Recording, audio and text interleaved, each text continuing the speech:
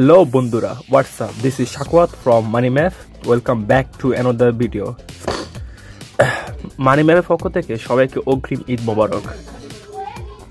আজকে হিসাব বিজ্ঞানের কিছু আলোচ্য বিষয় নিয়ে আলোচনা করব। প্রথম হচ্ছে লেনদেন। আসলে লেনদেন কি?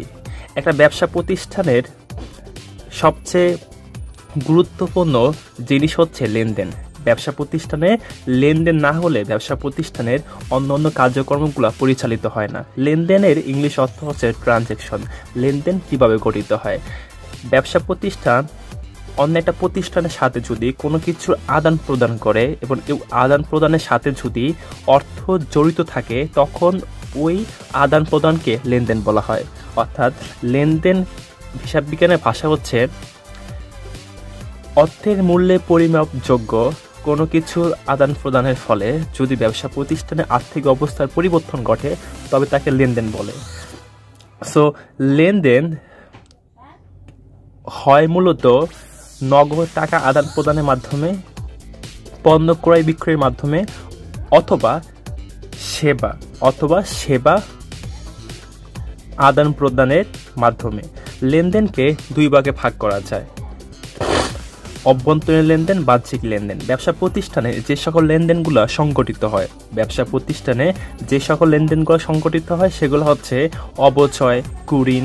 তো এগুলাকে অভ্যন্তরীণ লেনদেন বলা হয়। এই অভ্যন্তরীণ লেনদেনের পরে হচ্ছে বাহ্যিক লেনদেন। বাহ্যিক লেনদেন হচ্ছে ব্যবসা প্রতিষ্ঠানের বাইরে অন্য কোনো পক্ষের সাথে সংগঠিত লেনদেনকে বাহ্যিক লেনদেন বলা হয়। গঠনা: ব্যবসা প্রতিষ্ঠানের যত লেনদেন আছে সব লেনদেন ঘটনা থেকে জন্ম হয়। ব্যবসা প্রতিষ্ঠানে যাহা কিছু প্রতিনিয়ত ঘটে সবকিছুই ঘটনা, কিন্তু সব ঘটনাকে লেনদেন বলা যায় না। লেনদেন বলার পিছনে কিছু কারণ আছে। ঘটনা আসলে কি?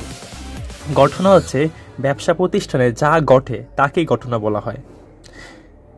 কোনো অবস্থার পরিবর্তন: ব্যবসা প্রতিষ্ঠানে কর্মীরা যে কাজগুলা করে সবগুলাকে ঘটনা বলা হয়। ব্যবসা প্রতিষ্ঠানে প্রতিনিয়ত যা হচ্ছে সবকিছুই ঘটনা। এই ঘটনার ফলে যদি ব্যবসা প্রতিষ্ঠানের আর্থিক অবস্থার পরিবর্তন ঘটে বা উক্ত ঘটনার সাথে যদি অর্থ জড়িত থাকে, তখন তাকে আর্থিক ঘটনা বলা হয়। এই আর্থিক ঘটনা থেকে মূলত লেনদেনের জন্ম হয়। যেমন আর্থিক ঘটনা কি, অনার্থিক ঘটনা কি? ব্যবসা প্রতিষ্ঠানের মালিকের মা মারা গেছে, এটা একটা ঘটনা। এটার সাথে ব্যবসা প্রতিষ্ঠানের অর্থ সম্পর্কিত নাই। ব্যবসা প্রতিষ্ঠানে একজন ক্লায়েন্ট এসে তাকে আপ্যায়ন করছে, এটা একটা ঘটনা। কিন্তু এই আপ্যায়নের পরে কিন্তু ব্যবসা প্রতিষ্ঠানে টাকা খরচ হয়েছে, আপ্যায়ন খরচ, এটা একটা আর্থিক ঘটনা। এটা থেকে লেনদেন হবে। আপ্যায়ন হিসাব, নগদান হিসাব ভাবে ডেবিট ক্রেডিট করা হবে। লেনদেন হওয়ার মাধ্যম: লেনদেন মূলত সওদার মাধ্যমে হয়। ব্যবসা প্রতিষ্ঠান যাহা নিয়ে ব্যবসা করে তাকে সওদা বলে।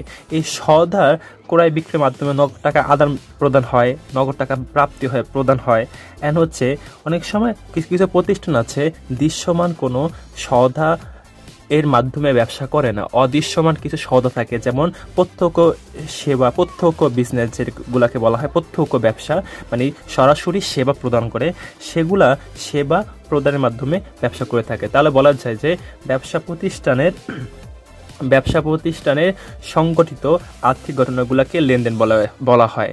ব্যবসার আর্থিক অবস্থার পরিবর্তন হিসাব সমীকরণে প্রভাব ফেলে এবং ঘটনাগুলোকে লেনদেন বলা হয়।